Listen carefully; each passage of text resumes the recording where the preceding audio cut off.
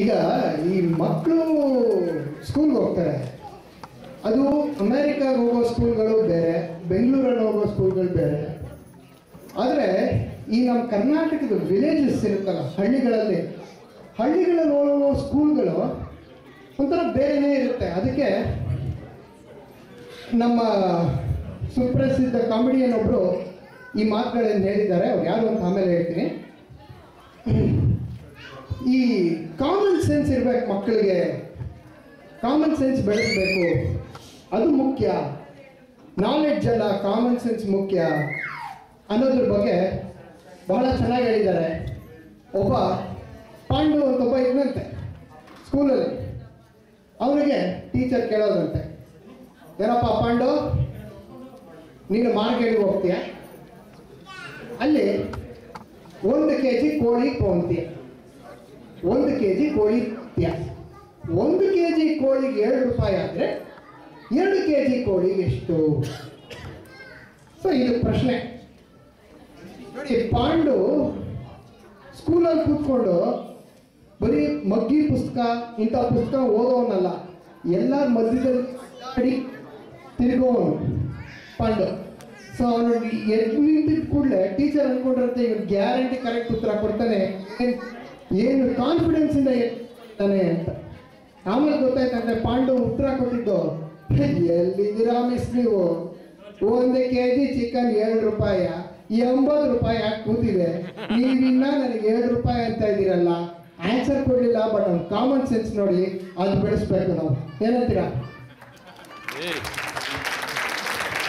ಹಾಗೆ ಈ ನಮ್ಮ ಸ್ಕೂಲಲ್ಲಿ ಒಂದ್ಸರಿ ಈ ಹಳ್ಳಿಗಳಲ್ಲಿ ಪಾಪ ಅವ್ರಿಗೆ ಯೂನಿಫಾರ್ಮ್ ಅಂತ ಇರಲ್ಲ, ಯೂನಿಫಾರ್ಮ್ ಬಿಡಿ ಹಾಕೊಳ್ಳೋಕೆ ಚಡ್ಡಿ ಇರಲ್ಲ, ಕರೆಕ್ಟಾ? ಮಕ್ಕಳೆಲ್ಲ ಚಡ್ಡಿ ಇಲ್ದೇನೆ ಕೂತಿರ್ತಾರೆ ಕ್ಲಾಸಲ್ಲಿ. ಆಗ ಒಂದ್ಸಲಿ ಏನಾಯ್ತಂತೆ, ಮೈಸೂರಿಂದ ರಮೇಶ್ ಅಂತ ಯಾರೋ ಒಬ್ರು ಲೆಕ್ಚರರ್ಗೆ ಯಲಬುರ್ಗಾ ಅನ್ನೋ ವಿಲೇಜ್ಗೆ ಟ್ರಾನ್ಸ್ಫರ್ ಆಗೋದು. ಅಲ್ಲಿ ಹೋಗಿ ಪಾಪ ಮೈಸೂರಲ್ಲಿ ಸ್ಕೂಲ್ಗೆ ಹೇಳ್ಕೊಡ್ಬೇಕಾದ್ರೆ ಅವ್ರು ಹೊರಗಡೆ ಹೋಗಿದ ಕೂಡಲೇ ಸ್ಕೂಲಲ್ಲಿ ಎಲ್ಲರೂ ಎದ್ದು ನಿಂತ್ಕೊಳ್ಳೋರು ಮಕ್ಕಳೆಲ್ಲ, ಏನೋ ಗುಡ್ ಮಾರ್ನಿಂಗ್ ಸರ್ ಅಂತ ಎದ್ದು ನಿಂತ್ಕೊಂಡ್ಬಿಟ್ಟು ಯೂನಿಫಾರ್ಮ್ ಎಲ್ಲ ಹಾಕೊಂಡಿರ್ತಾರೆ. ಬಟ್ ಇದು ಯಲಬುರ್ಗ, ಇದು ವಿಲೇಜ್, ಇದರಲ್ಲೆಲ್ಲ ಯಾರು ಚಡಿನೇ ಹಾಕೊಂಡಿರಲ್ಲ. ಶರಣ್ರಿ ಸರ್ ಅಂತ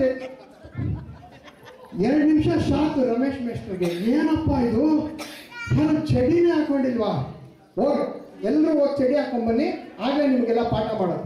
ಸರಿ ಓಡ್ಬಿಟ್ರು ಎಲ್ಲ ಮಕ್ಕಳು. ಆಮೇಲೆ ಮಕ್ಕಳು ಬರ್ತಾರೆ ಅಂದರೆ ಅವ್ರ ಅಪ್ಪ ಅಮ್ಮಂದ್ರೆಲ್ಲ ವಾಪಸ್ ಬಂದ್ಬಿಟ್ಟು, ಏನ್ರಿ ನೀವೆಲ್ಲ ನಮ್ಮ ಮಕ್ಕಳನ್ನೆಲ್ಲ ವಾಪಸ್ ಕಳಿಸಿದ್ದೀರಂತೆ ಚಡ್ಡಿ ಹಾಕೊಂಡ್ಬರಕ್ಕೆ? ಹೌದು ಕಳಿಸ್ದೆ, ಇದು ಸ್ಕೂಲ್ ಇದೇನು ನೋಡಿ, ನಾವು ಚಡ್ಡಿನ ಜಾತ್ರೆಗೆ ತೇರ್ಗೆ ಅಂತ ಇಟ್ಟಿರ್ತೀವಿ, ಜಾತ್ರೆಗೆ ತೇರ್ಗೆ ಅಂತ ಇಟ್ಟಿರ್ತಿರ್ತೀವಿ ಚಡ್ಡಿನ. ನೀವು ದಿನಾಗ್ಲೂ ಸ್ಕೂಲಿಗೆ ಚಡ್ಡಿ ಹಾಕಿ ಕಳ್ಸಕ್ಕೆ ನೀವೇನು ತೇರು ಹಿಡಿತೀರಾ ಸ್ಕೂಲಲ್ಲಿ? ಅವ್ರ ಮುಖ ನೋಡಿ ಪಾಠ ಹೇಳ್ಕೊಡೋದು ನಿಮ್ಮ ಧರ್ಮ, ಮುಖ ನೋಡಿ ಹೇಳ್ಕೊಡು ಅಂತ ಹೇಳಿದ್ರು. ಸೊ ಈಗಲೂ ಆ ವಿಲೇಜಸಲ್ಲಿ ಹಿಂಗೆ ನಡೆಯೋದು.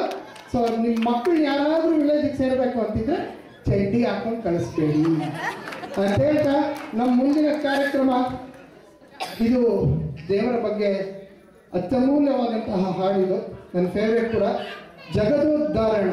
ಈ ಹಾಡಿಗೆ ನೃತ್ಯ ಮಾಡಲು ಬರುತ್ತಾರೆ ಸ್ನೇಹ ರಾಜಗೋಪಾಲ್ ಅವರು. ಡ್ಯಾನ್ಸ್ ಮಾಡೋದಕ್ಕೆ ಒಂದು ಸಣ್ಣ ಇಂಟ್ರಡಕ್ಷನ್ ಕೊಡೋಣ ಅಂತ ಇದು ಮಾಡಿದೆ. ಸ್ನೇಹ ಈಗ ಜಗದೋದ್ಧಾರಣಗೆ ಡ್ಯಾನ್ಸ್ ಮಾಡ್ತಿದ್ದಾರೆ. ಇದು ಪುರಂದರದಾಸರ ಕೃತಿ, ಹಿಂದೂಸ್ತಾನಿ ಕಾಪಿ ರಾಗದಲ್ಲಿ ಮಾಡಿರೋದು. ಹಾಡು ಹೇಳಿರೋರು ಸುಧಾ ರಘುನಾಥ್. ನಾವೇ ಹುಡುಕಿದ್ವಿ, MP3 ಡೌನ್ಲೋಡ್ ಮಾಡ್ಕೊಂಡ್ವಿ. ಭಾಳ ಮೆಲೋಡಿಯಸ್ ಆಗಿ ಹಾಡೋದು. ಈ ಹಾಡೊಳಗಡೆ ಕೃಷ್ಣಂದಾದ್ರೂ ಇದು ಜಗದೋದ್ಧಾರಣ ಆಡಿಸಿದ ಯಶೋದೆ, ಅದರಿಂದ ಫೋಕಸ್ ಎಲ್ಲ ಅವ್ರ ಅಮ್ಮನ ಮೇಲೆ, ಬರೀ ಯಶೋದೆ ಮೇಲೆ ಇರೋದು, ಕೃಷ್ಣನ ಮೇಲೆ ಅಲ್ಲ. ಏನಂದರೆ ಯಶೋದೆಗೆ ಏನಂತಂದರೆ ಕೃಷ್ಣ ಎಷ್ಟೇ ಲೀಲೆಗಳು ಮಾಡಿದ್ರು ಅವ್ರ ಪಾಡಿಗೆ ಅವಳು ಇನ್ನೂ ಚಿಕ್ಕೊಂತಾನೆ.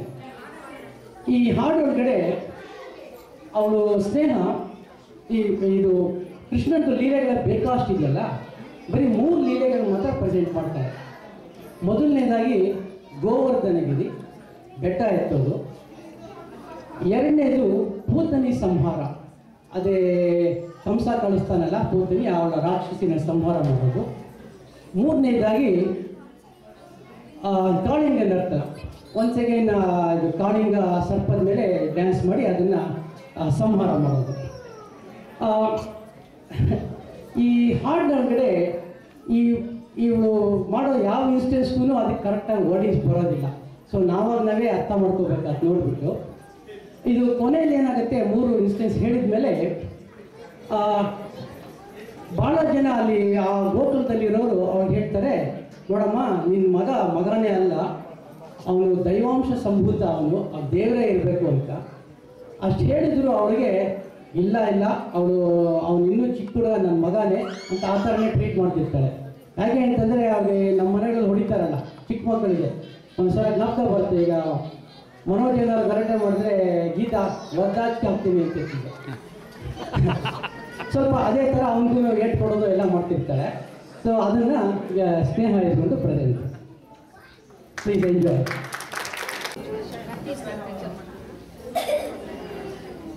ಜಗದ್ಗುರು